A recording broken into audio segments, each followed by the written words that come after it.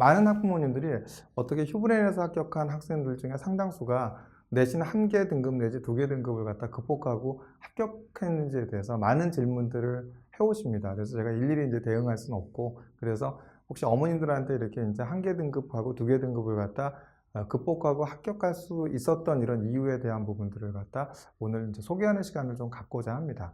근데 사실 내신 1등급과 2등급을 극복하고 합격한 부분들은 크게 어려운 게 아닙니다. 그러니까 크게 어렵지 않다라는 건 뭐냐면 바로 대학에서 나와 있는 자료들, 대학의 학생부 종합 전형 안내서라든지 대학들이 발간한 교수 연수 자료라든지 대학들의 뭐 고등학교 생활을 위한 그 가이드북이라든지 이런 나와 있는 지침서들을 갖다 꼼꼼히 읽어보고 거기에 있는 방향대로 활동을 하신다고 한다면 충분히 여러분들도 내신을 1등급 내지 2등급을 갖다 극복하고 합격할 수 있습니다. 그러니까 자세하게 어디냐면 대학들은 이걸 안내하고 있는데 대부분은 이 부분들에 대해서 간과를 하고 있죠. 그래서 학생 최소한도 이제 입시를 준비하는 그 학생들이라고 한다면 대학들이 발간하는 학생부 종합전 안내서라든지 대학 고교생활 가이드북이라든지 그 다음에 교사연수 자료집이라든지 이런 자료들을 꼼꼼히 살피셔갖고 하나하나에 대한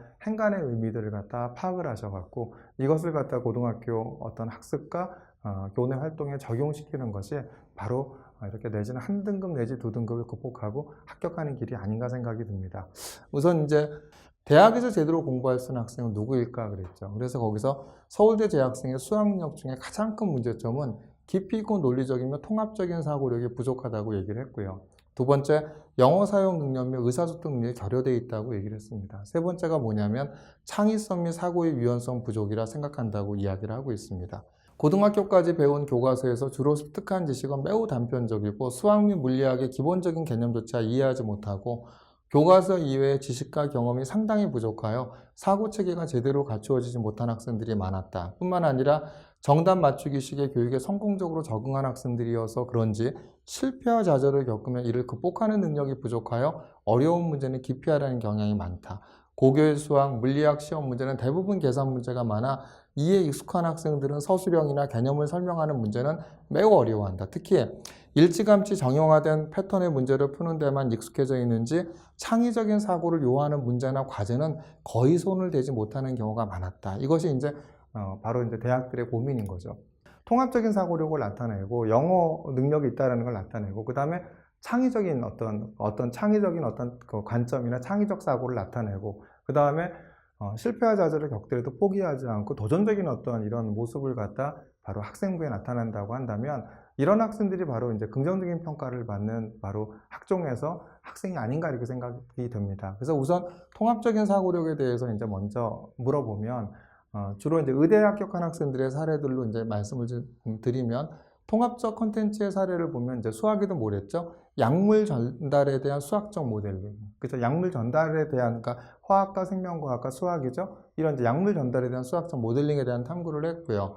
그 다음에 생체 역학을 주제로 관절의 움직임을 수학적으로 모델링을 했죠. 그러니까 생체 역학이니까 뭐죠? 이것도 생명과학과, 그 다음에 물리학과 수학인 거죠. 그 다음에 회귀 분석을 이용한 그 메르스 코로나 바이러스의 전파 유출 시기 분석, 그래서 통계화, 그 다음에 이제 생명과학 이런 부분들에 대한 융합적인 콘텐츠를 했고요. 그 다음에 이제 미생물의 생장과 삼열예측 모델링에 대한 부분들을 했고, 또 학생들이 많이 하는 것이 이제 바로 전염병 확산에 대한 수학적 모델 조사 이런 부분들도 했죠. 그 다음 화학 같은 경우에도 보면은 스미스 유기화학을 공부하여 카이랄 의약품의 부작용에 대한 탐구, 그래서 화학과 유기화학이라는 심화된 학습 과정을 하면서 이걸 생명과학과 연계해서 부작용에 대한 이런 탐구를 했고요. 그 다음에 이제 화학적 시냅스와 신경전달 물질에 관한 보고서 작성. 그래서 이것도 화학과 생명과학에 대한 융합적인 탐구에 대한 보고서를 했죠.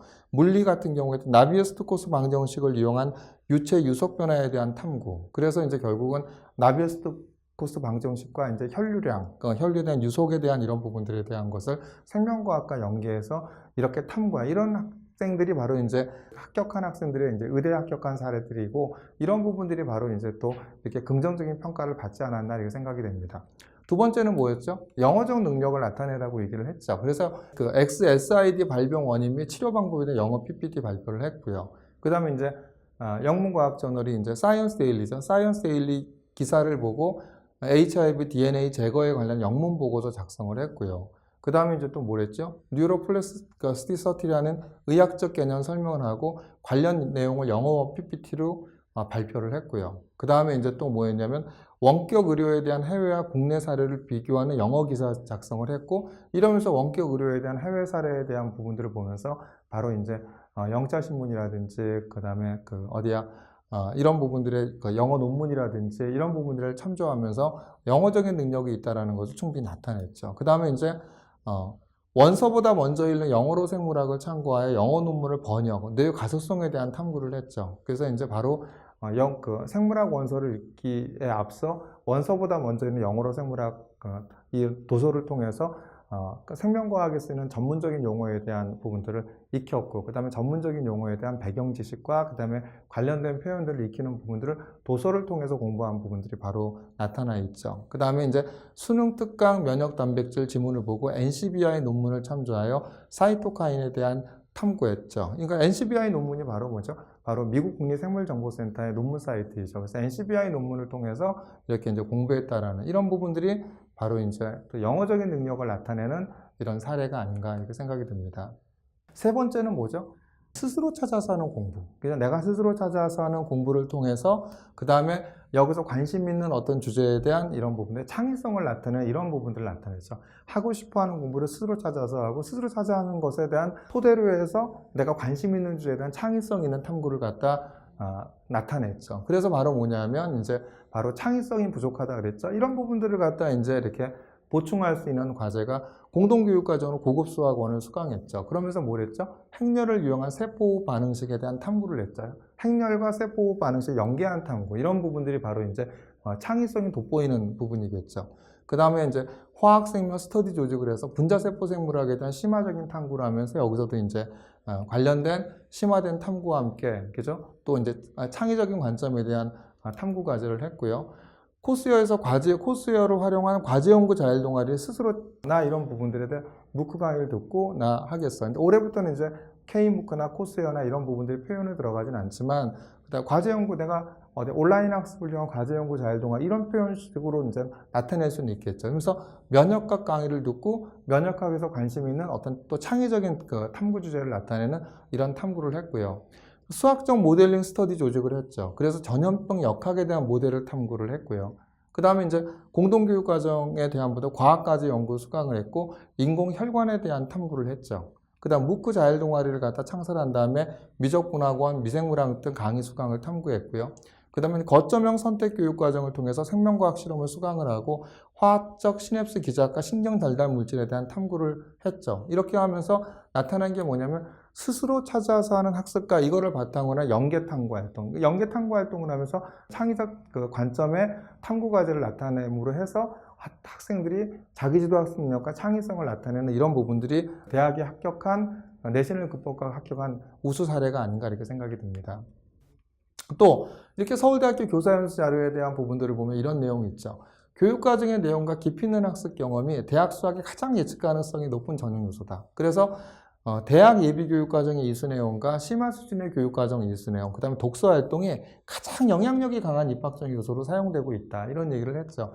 결국 이야기한 것처럼 뭐냐면 서울대학교 교사연수 자료집에 나와 있는 것처럼 뭐냐면 대학 예비교육과정, 심화 수준의 교육과정, 그 다음에 바로 독서 활동이 가장 영향력이 컸다고 나타냈죠. 그런 사례들을 보겠습니다. 물론 이제 오늘 사례를 든 사례는 주로 이제 의대 사례를 들었습니다. 그래서 다음번에는 제가 이제 뭐 공학이라든지 그 다음에 경제경영이라든지 그 다음에 사회과학 계열, 어문 계열도 좀 이렇게 소개를 시켜드릴까 하는데요. 아무튼 의학 계열일 때 그럼 이 학생들은 대학 예비교육과정이나 심화순회 교육과정이나 독서활동 이런 부분이 어떤 거 있는지 살펴보면은 전문교과 이수 현황을 들었죠. 그래서 고급화학 들었고, 고급생명과학 들었고, 고급수학 들었습니다.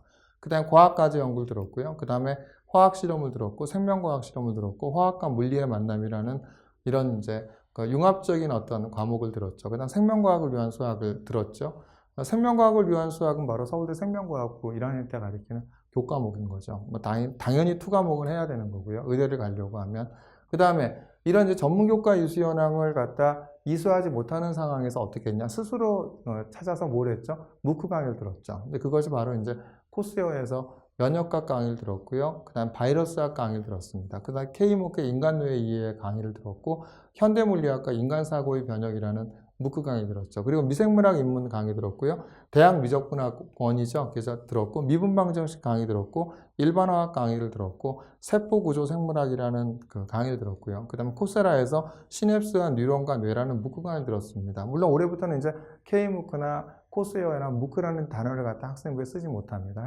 쓰지 못하지만 대학들의 학생부 종합전형 안내서에는 뭐라고 하냐면 무크 강의를 들으라고 얘기를 하고 있죠. 그래서 이런 부분들에 대한 것은 무크라는 용어를 쓰지 말고 온라인 강의, 그렇죠? 내가 그냥 면역학 강의 듣고 바이러스학 강의 듣고 인간뇌 이해 강의를 듣고, 그래서 코스웨어나 K무크 이런 용어들을 빼시면 되지 않나 생각이 듭니다. 그래서 내가 하고 싶어하는 공부를 갖다 그 전문 교과를 이수하지 못하는 상황이어서 저런 이제 온라인 강의를 통해서 학습했다라는 것을 나타내면 되지 않으실까 생각이 들고요. 전공 도서를 보면 뭐랬죠? 바로 모티모의 화학수학, 바이러스학, 국악미생물학, 생체역학, 알기 쉬운 선형대수, 스미스 유기화학, 다변수 미적분학, 의학통계학, 기초확률론, 생명과학을 위한 수학에 대한 전공 도서들을 읽었죠. 서울대학교 학생부 종합전형 안내서에 보면 뭐라고 했죠?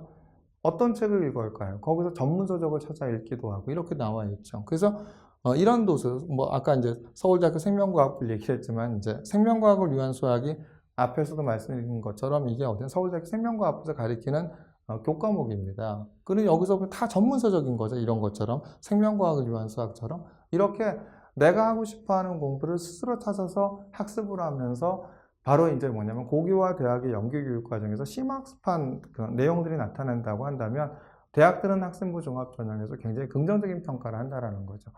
지금 다 말씀드렸죠. 그러니까 뭡니까? 내가 내신을 갖다 1개 등급 내지 2개 등급을 갖다 극복해서 합격하는 길은 다른 데 있지 않죠. 바로 뭐냐면 학생부 종합전형 안내서, 교사 연수 자료죠. 그 다음에 학생들의 고교생활 가이드북, 바로 이런 부분들에 나와 있는 대학들이 이야기하고는 행간의 의미를 갖다 정확하게 이해하고 이런 부분들을 내가 실천해서 스스로 찾아 학습하는 과정을 나타낸다고 하면 충분히 합격할 수 있죠. 다시 한번 정리해보면 뭐였죠? 바로 내가 스스로 찾아서 대학 예비교육과정, 심화순위 교육과정, 독서활동을 통해서 심화학습적 역량을 나타내고 이걸 토대로 통합적인 사고력과 그 다음에 영어적인 능력과 창의성이 나타내는 탐구를 하면서 이런 어려움에 부딪히다 하더라도 실패와 좌절을 겪더라도 포기하지 않고 내가 스스로 꿋꿋이 이겨내면서 학습할 수 있는 이런 그 자세와 능력을 갖추는 것이 바로 학생부 종합전형에서 내신 1개 등급과 2개 등급을 극복하고 합격하는 길이 아닌가 이렇게 생각이 듭니다.